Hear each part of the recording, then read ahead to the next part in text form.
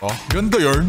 Ito na ang nagmamaganda at feeling diva. Ganda Wanda!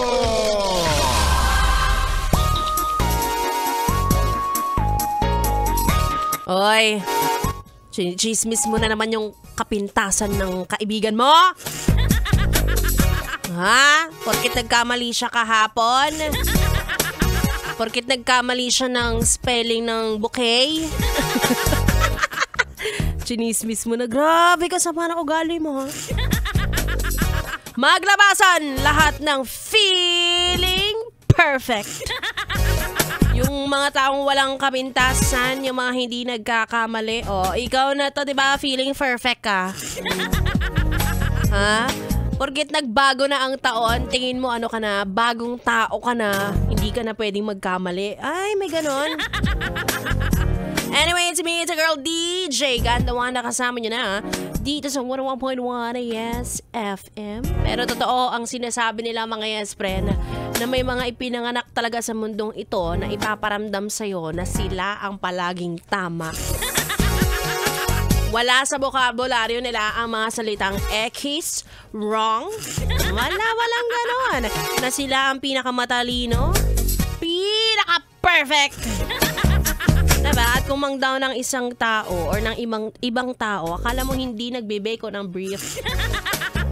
Akala mo minsan hindi binabalakuba. Diba? May mga ganyan. Nakapag parang ano sila, parang pag umutot sila, pwedeng ibenta. Sa sobrang bango. Kayong ganyan, no? Mahihirapan kayong makisama sa iba. At may hirapan ding makisama ang iba sa inyo. Gusto mo bang mabuhay ka na ang sarili mo lang ang may gusto sa'yo?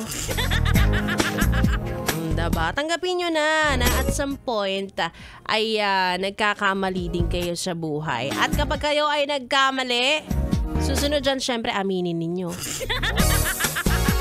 Susunod dyan syempre kayo ay magsusorry.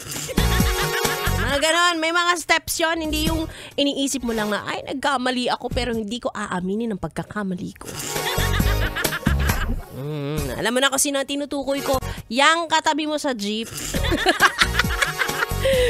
Nanuro pa. Anyway, isa lang yan sa mga dapat nating itatak sa ating kukote. Kung wala ka pang New Year's resolution, sige na, ako na ang nagbigay sa'yo niyan. Ako na ang nag-provide. Ay nako, wala pong taong perpekto ha. Laging balanse. At tingin ko naman balanse ang binibigay sa atin. Parang ako, maganda pero wala namang pera. Ganon. Nalayo ka pa ba?